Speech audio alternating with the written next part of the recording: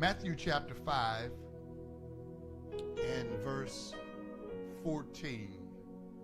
Matthew chapter 5 and verse 14.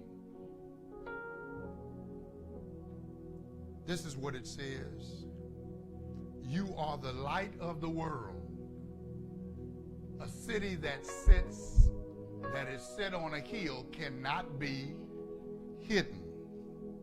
Well, let's go on. You are the light of the world, he says. A city that sits on a hill that cannot be hidden, nor do they light a lamp and put it under a basket, but on a lamp stand, and it gives light to all who are in the house. Jesus goes on in this parable. He says, let your light so shine before men that they will see your good works and glorify your Father in heaven. I'll read verse 14 one more time. You are the light of the world. A city that is set on a hill cannot be hidden.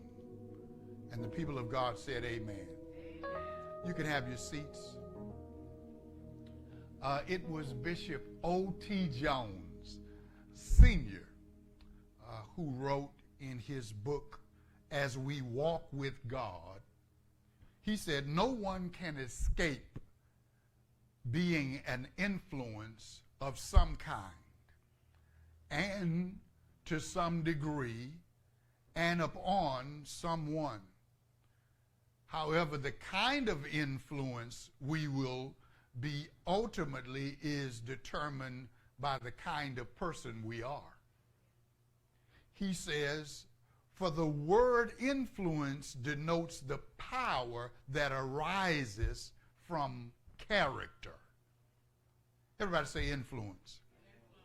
There are many influences that we have in society. Musically, there are influences. If I ask you to call out, even in the secular genre of music, there have been influences in that area. One that people still talk about it, they're no longer here, is Tupac. He had an influence. Now, I know y'all church folk, you don't, who is that? No problem, no problem. There are influences today of people that are with us, whether you know it or not. I saw a clip the other day of Jay-Z. He has influence. His wife has influence, Beyonce, by how she dresses or what she does or even in her performance. There are people that influence how we dress. If you go on the East Coast or West Coast, they would say those of us that are in the central area of America, we are often left behind. They have fashion that I don't know. Some things I dare to wear. My family has encouraged me, so I chose to try to do a little color today. There was a day I wouldn't, yeah, I won't go too far, but people influence you in fashion. I mean, fashion not only for dress, but makeup, hairstyle, they influence you and I. And I think that is actually a good thing. One of the major influences in my life that went, both of them that have went on to glory, was the Whitfields. My elder brother and sister Whitfield, I know he would remember them where we grew up in the Fifth Ward area. They lived a few streets away in this house. And one of his influences that he gave me was I saw a man that not only took care of his wife when she was disabled, but a person who, whenever I saw him, he was well dressed. Not necessarily a suit all of the time, but always well dressed, always groomed well. As a young person coming up, that was an influence on me. When I went out, and God blessed me to be able to afford to get a car, I remember Brother Whitfield kept his car clean, a white Oldsmobile, 4-door. You all some of you may remember, on the seats, it had that plastic bubble. Y'all remember that? That if it was hot, it would be sticky and okay, some of y'all, don't worry about it. But I remember that he kept his car clean. That influenced me to, even today, I keep my car clean. Not only was Brother Whitfield an influence, Sister Whitfield was an influence. She was a singer. She was in a group for a while, not only was a singer, but also she ministered the Word of God.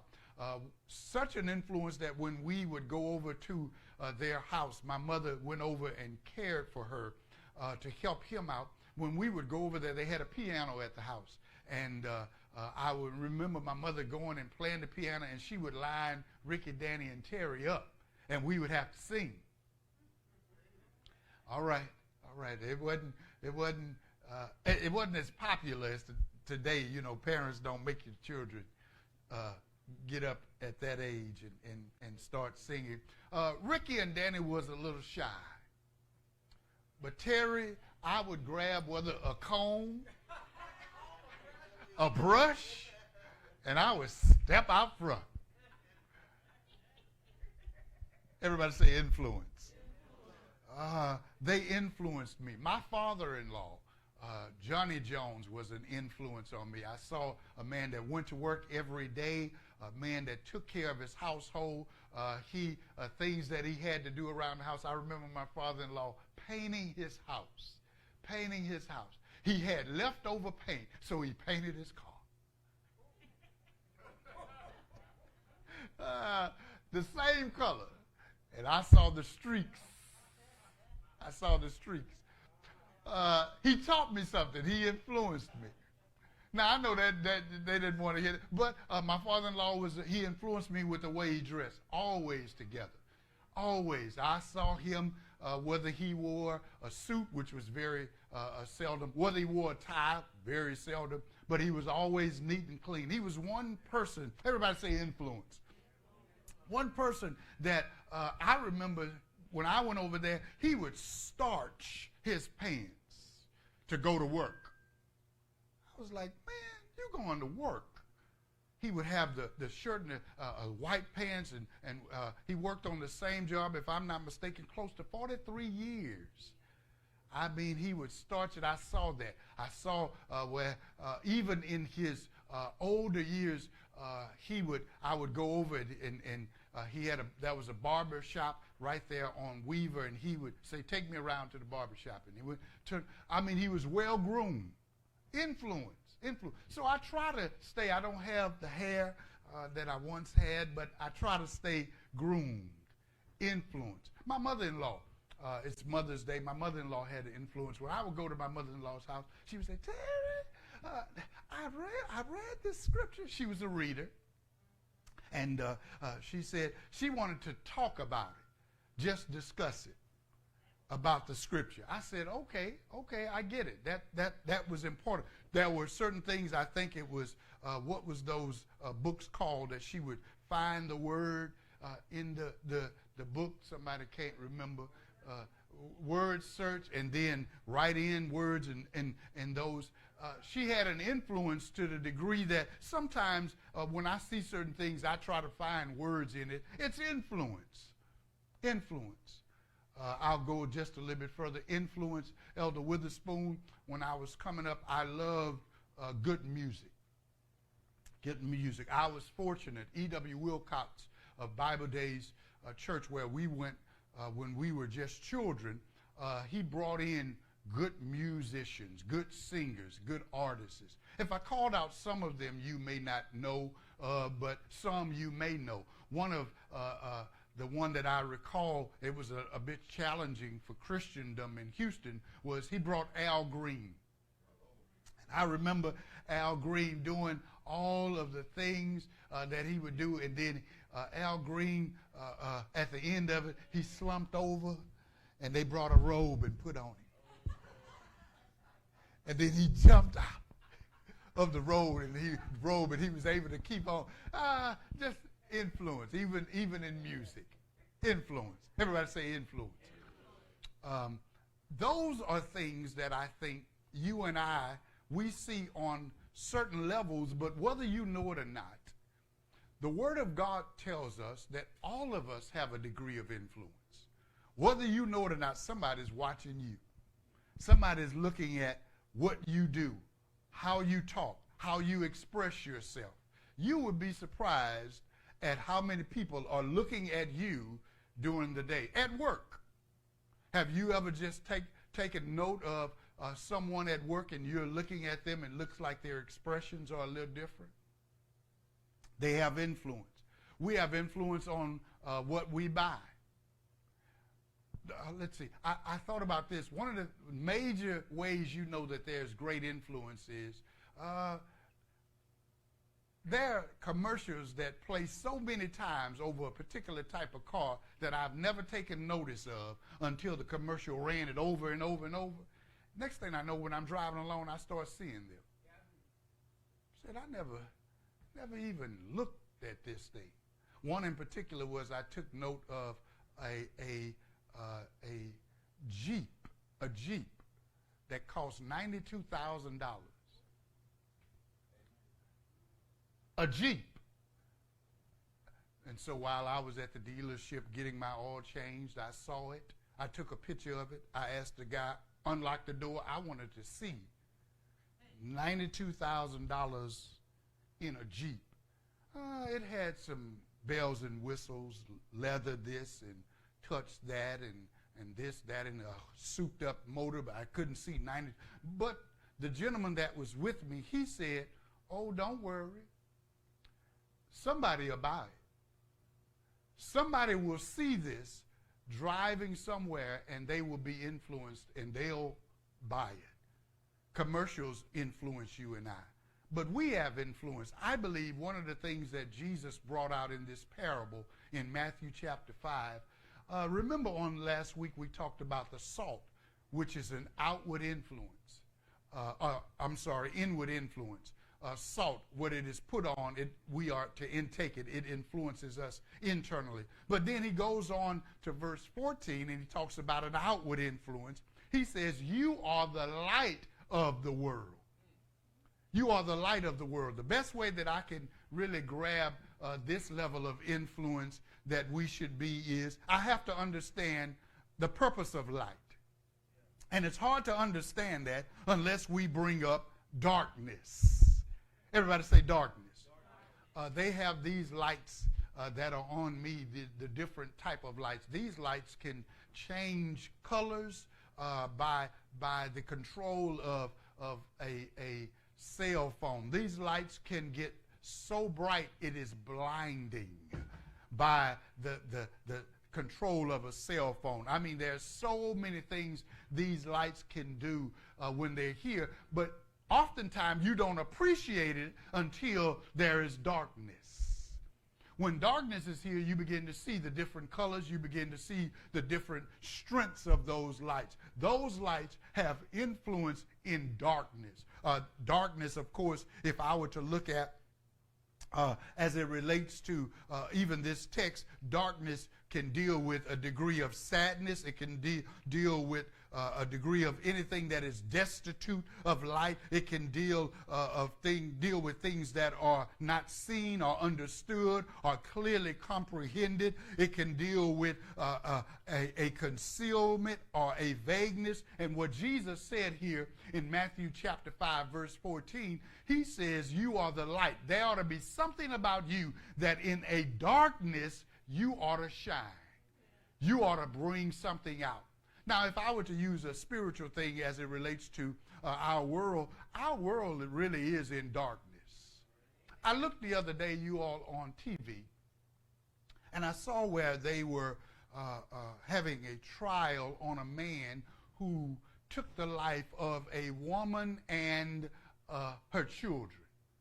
Now, if you don't think that's darkness, something is wrong. A man that would take the life of a young lady and her children. If you don't think there's darkness, if we were to turn the table of time, we would go back and look at how one person would go into a school of people who has nothing to do with them and begin to take their life. That's darkness. That's a mindset that's in the dark. if you would look at, all right, I'll bring it a little contemporary. Putin is taking, Russia is invading on an area for whatever the reason they may try to have, but taking lives of men, women, and children, destroying things that it took time to build up because they want this degree of land and degree of influence. That's darkness. Jesus says in this particular parable, you are the light. He says, if you're going to understand what you are called to be, then you have to understand what's around you, and you are the light. Let me put a tag on this. I'll use this as a subject today, the power of your light. The power of your light. Because whether you know it or not only at home, not only in your neighborhood, not only on your job, in your family, your friends, you have power of influence. So the power of your light. Everybody say the power of your light. There are several things that stood out to me because in chapter 5, verse 14, Jesus says that you are the light. He says you are. This is a little change from several books in the Bible where Jesus would say, I am the light. I am the light of the world. You would find it in John chapter 8, verse 12, chapter 9, verse 5, John chapter 1, verse 9, verse 4, chapter 3. He says, I am the light, but then he turns it around and says, now you are the light. You are the one that I'm not talking about. Well, what does that mean? Ultimately, he's saying that I ought to reflect off of you so that you will be light to someone else. One of the best ways I saw that is I seen a gentleman, he was walking with his son in particular, but he was walking with his son, a little bitty toddler. He was walking with him, and it blessed me because he was dressed in a particular way, and they had bought the child the same outfit. And the child is walking beside him, and it looked like, when you saw it, it looked like a reflection of the father. He had his manner, his look, his character, and he was just walking with him. And I said, that's so cute. Had on the same shirt, the same pants, the same shoes. He says there ought to be a reflection of who God is, who Christ is in us, so that not only he would be the light, but you and I would be the light. He says, you are. Everybody say, you are. The distinction there says ultimately, and this is where I really want you to get the level of your, the power of your light. He says, I have purposed you, I have planned you, I've called you, really, I've commanded you to be light. Nobody is exempt. On your job, I know you may get tired of it. You don't like everybody there. They don't pay you enough. They work you too hard. They work you too long. But Jesus says in this parable, you are there to be a light. So while I have complaints, while I have disagreement, could it be that God put you in a dark situation, in a problem situation, so that you will shine? You will be a light. Someone would see you, and no matter what their day is like, they may see you and say, okay, everything is not as bad. I say on my job often, Brother Isaiah, I say on my job often when I get through with my roll call talking to the team that I've been blessed to work with, I say, you guys have a great day on purpose. Everybody say on purpose. Now, of course, in the religious realm, I say it just a little different. I say have a blessed day on purpose. Everybody say on purpose. That means I do not exempt not only myself, but no one else from shining some kind of way. I'm going to have a great day, a blessed day on purpose, and I want to put that on you as well. Don't come to me with all kind of complaints and no solution to solving it. No, if we're going to have a great day on purpose, then be a light and tell me this is the problem, this is the solution. Everybody say a light.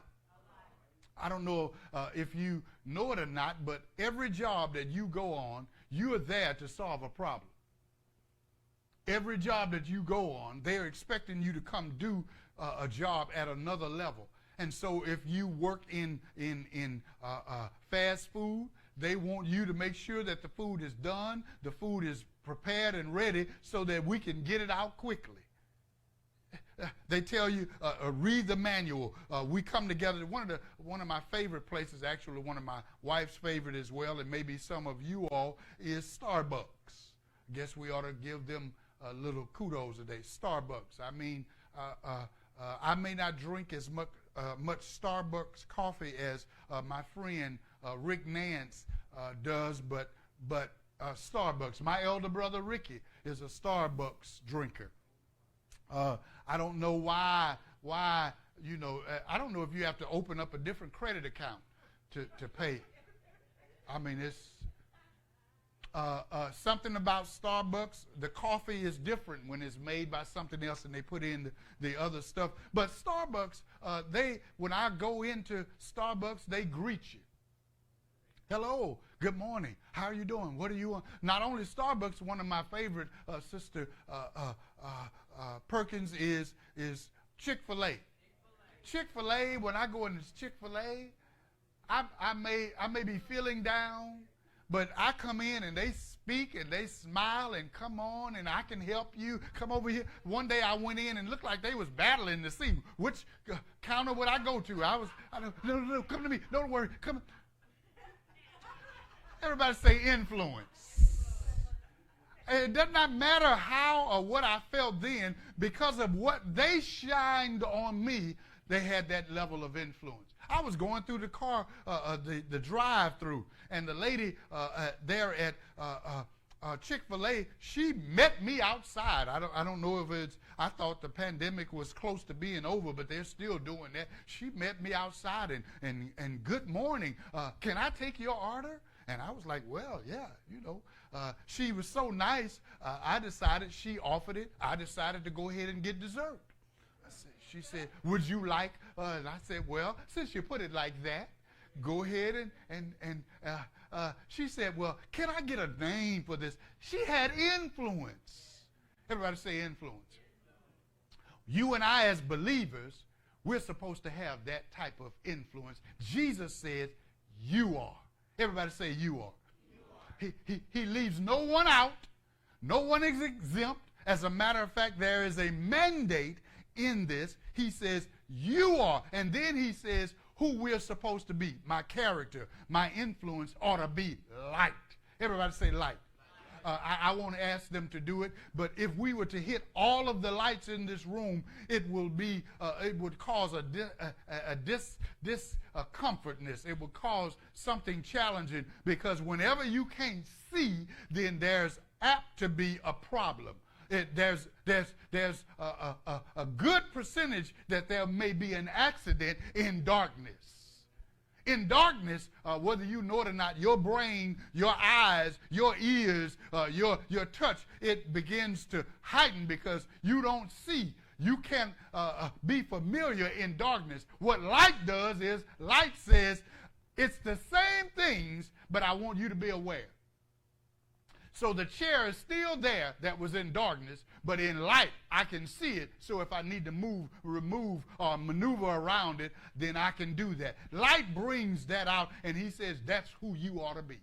You ought to be the one that on the job, if somebody is having a down day, you ought to bring some light to them and shine where they can't help but smile. Everybody say light. Have you ever been around somebody that they either fuss or curse, or every day is bad, every day is complaining, everybody is wrong, I knew of someone, won't call their name because some of you may know them, and I don't want you to hinder your relationship with them. But just for a while, it looks like some people, just for a while, everything is all right, but give them a month or two, they'll start complaining about everything. Look at her. She thinks she knows everything. Thinking, okay, well, she went to school. She got a degree. Hello. She thinks she's all of that. Okay, she spent a little more time in the mirror, making sure she was presentable. She wanted to look good. She thinks she's all that. I'm thinking, okay, you're not the one I need to be around.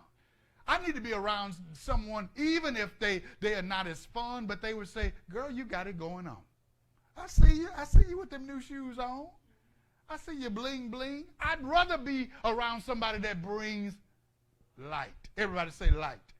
I want to be around someone that when they come into my presence, they may not only be encouraging, they may be informative, they may be instructive. So don't always come in telling me what you don't know, what we ain't got, or what we... No, encourage me. When is the last time somebody said, ooh, I read a good book. You ought to get this one. Everybody say light. He says, you are the light. And then he says, the level or the place of your influence. We are supposed to be the light of the world because Jesus recognizes that the world actually is in darkness. You don't have to go far to see the darkness.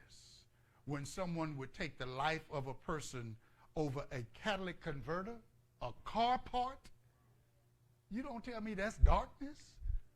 You work hard for what you have, and they will break into your house, into your car. They will rob you over something that you had to work hard over to get it. You wanted it just like they wanted it. You chose the right way to get it, and they are willing to hurt you over something you worked. That's darkness. He says you're the light of the world. This world needs that type of light. And so he goes through, and this is what I really caught in Matthew chapter 5, is actually verse 16. He says, let your light so shine. That means when you come in, cut it on. When you come in, when we came into the house of the Lord today, prior to just the light shining in from the doors or the windows, there was darkness. But the thing to do when there's darkness is cut on the light. On your job, in your home, in your neighborhood, those that you have a relationship with, when there is darkness around you, he says, let your light so shine. I ought to get up saying, I'm going to shine today. On my job, I'm going to shine. I used to tell them, Sister Perkins, when I went in to work, it doesn't matter what your day was before I got there, because I'm here, you're going to have a good day.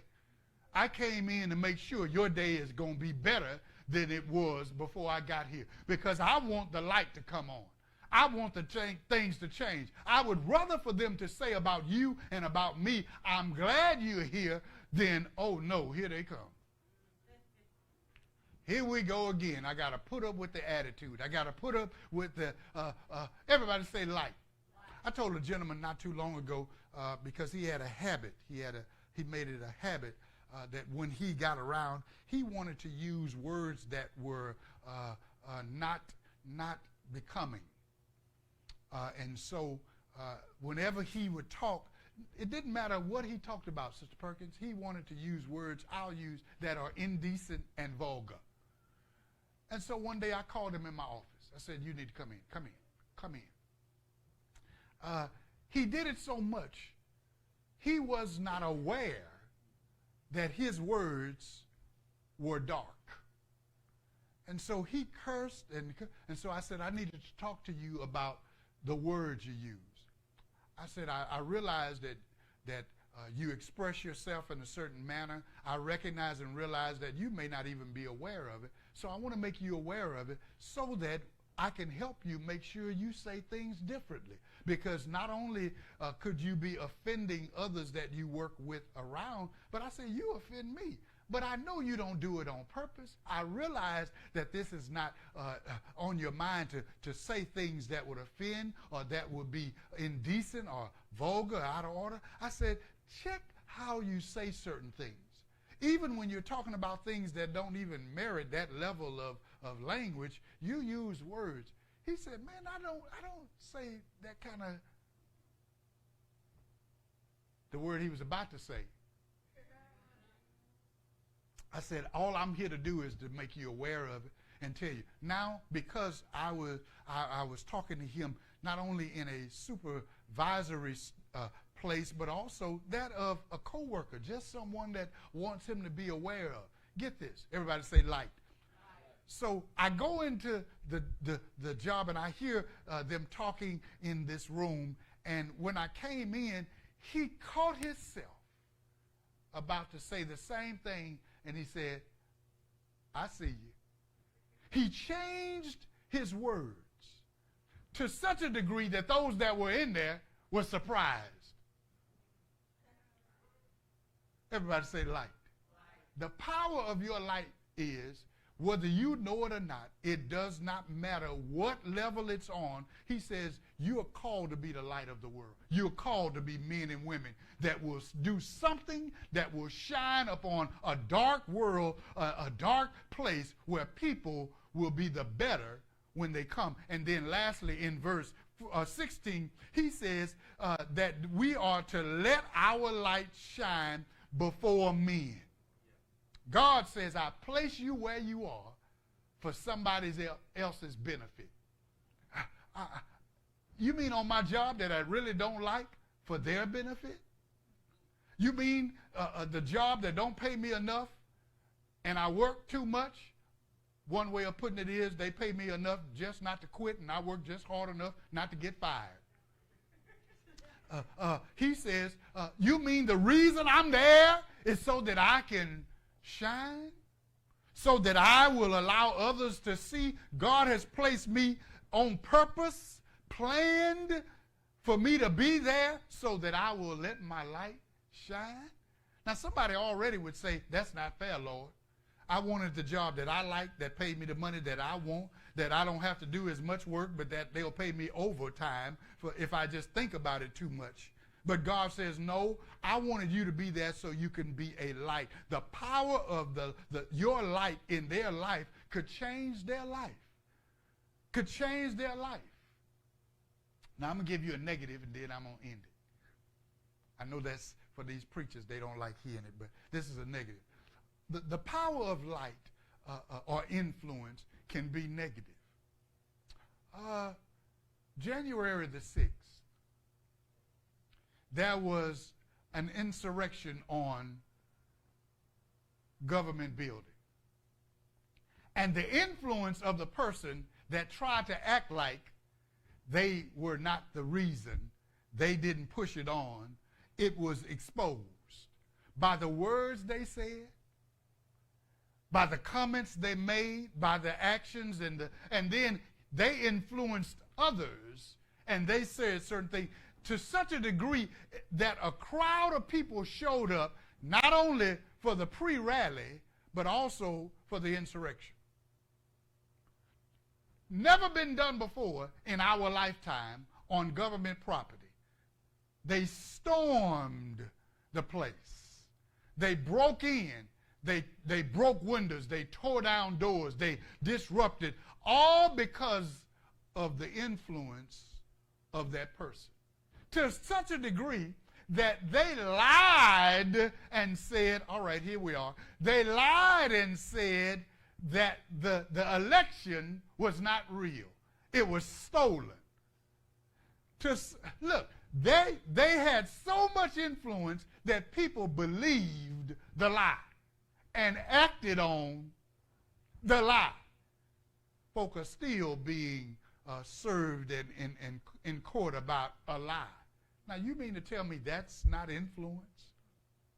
God says, I want you to rise up and be the light that will influence the world around you, that will influence people that you may not know, who is watching you, who is listening to you, who is following in your footsteps.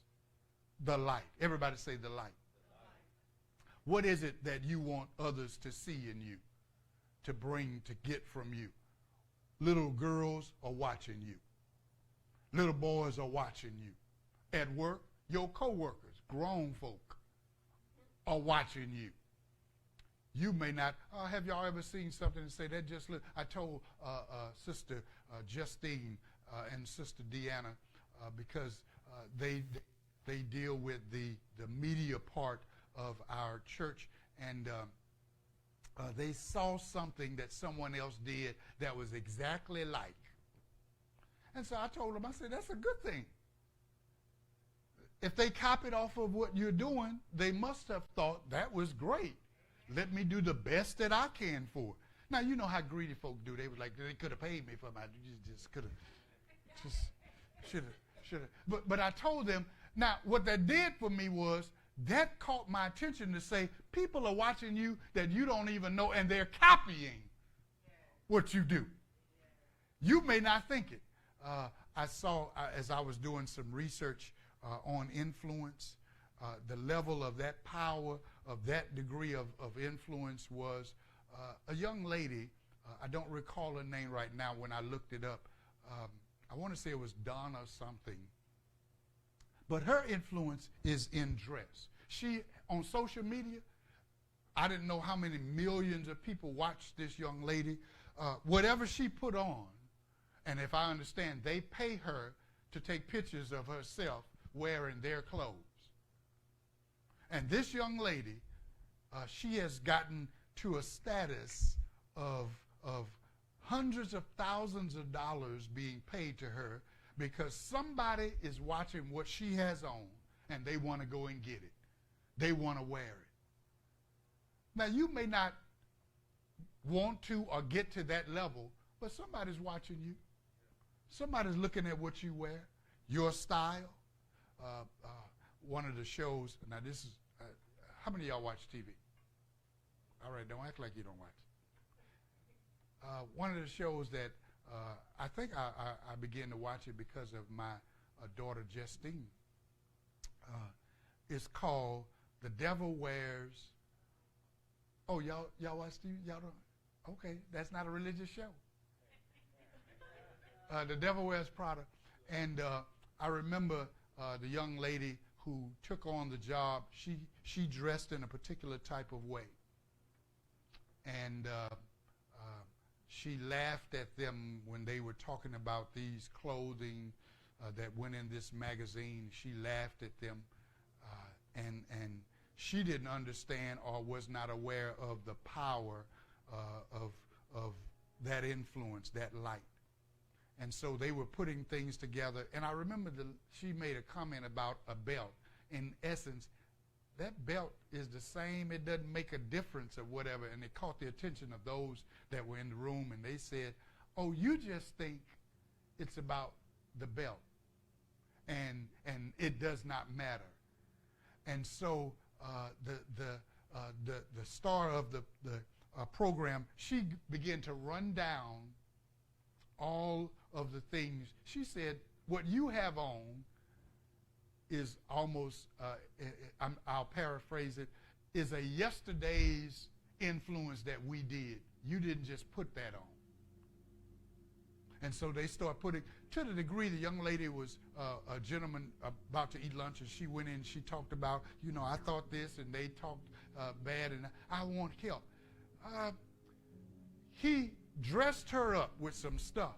The next day when she came in, some of y'all remember this, she came in to the office, they were like, because of what she did, it caught their attention.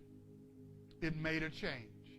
Her boyfriend, when she came out of the restaurant, if I recall, out of the business, he didn't immediately recognize her. He had to take a double take. He liked what he saw because of that power of that light that she was showing. What is it in your life that I believe God is trying to tell us in this parable that Jesus says? He says not only are you the salt, that's internal, but you are the light, that's external. What you do, how you live, how you carry yourself. Are you light in a dark world? Are you light in darkness? Are you light in someone's life that's not clear, that's shaded, that's obscured? Are you light? Well, if you haven't been today, God is encouraging you. It's time to be the light. Everybody say light. While you're standing to your feet, Pastor, how can I be that light? What do I need to do to be that light? I think the easiest thing to do is first recognize what Jesus says, let your light shine that men would see it and that it would glorify God. Let God see you reflecting him. Let God see you reflecting him. You may not be the starch Christian like others, but let God see.